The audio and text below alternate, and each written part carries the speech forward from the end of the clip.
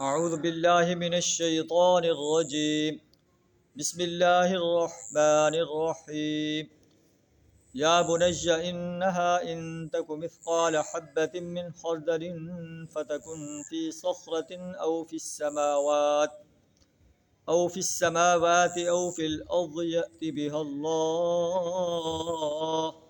ان اللہ لطیف خبیر یا بنی اقم الصلاة وأمر بالمعروف وانہ عن المنکر واصبر على ما أصابك ان ذلك من عزم الامور صدق اللہ العظیم۔ سورہ لقمان آیت نمبر 16 اور 17 آپ کے سامنے تلاوت کی ہیں۔ حضرت لقمان جو کہ ایک دانا انسان سے، دانشور انسان سے، وہ اپنے بیٹے کو اپنی زندگی کے آخری لمحات میں نصیحت کرتے ہوئے نظر آتے ہیں۔ پہلی نصیحت کہ اے میرے بیٹے اللہ کے ساتھ کسی کو شریک نہ ٹھہرا۔ دوسری نصیحت اللہ نے خود فرمائی کہ والدین کے ساتھ احسان کا سلوک کرو۔ لیکن اگر وہ تمہیں اللہ کی نافرمانی کا حکم دیں، اللہ کے ساتھ شرک کا حکم دیں، تو ان کا یہ آرڈر ماننے سے انکار کر دو، لیکن باقی کاموں میں، دنیاوی کاموں میں ان کے ساتھ جو ہے احسان کا سلوک کرتے رہو۔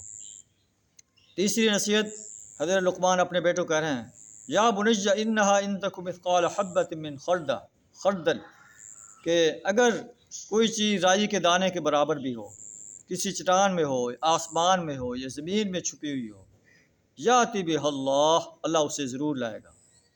اس کا حساب جو ہے تمہیں دینا پڑے گا۔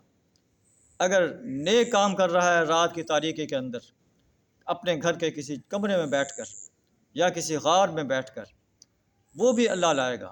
اور اگر کوئی برا کام کر رہا ہے کسی غار میں پناہ ہو کر، کسی اور جگہ چھپ کر، چاہے وہ فضا کی بلندیوں میں ہے، چاہے زمین کے جو ہے گہرائیوں میں ہے، وہ انسانوں سے تو چھپ سکتی ہے، رحمان سے نہیں چھپ سکتی۔ یاتی بہ اللہ، اللہ اسے لائے گا۔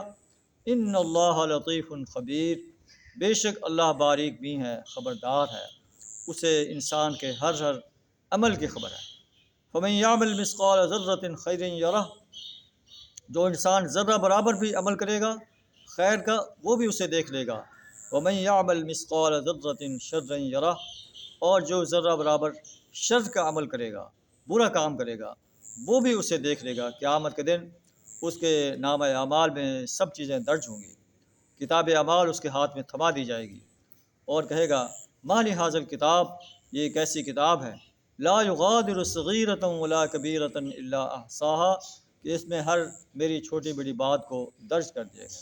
اللہ سے دعا ہے ہمیں اپنی کتاب اعمال کو حسین سے حسین تر بنانے کی توفیق عطا فرمائے۔ وآخر دعوانا الحمد للہ رب العالمین۔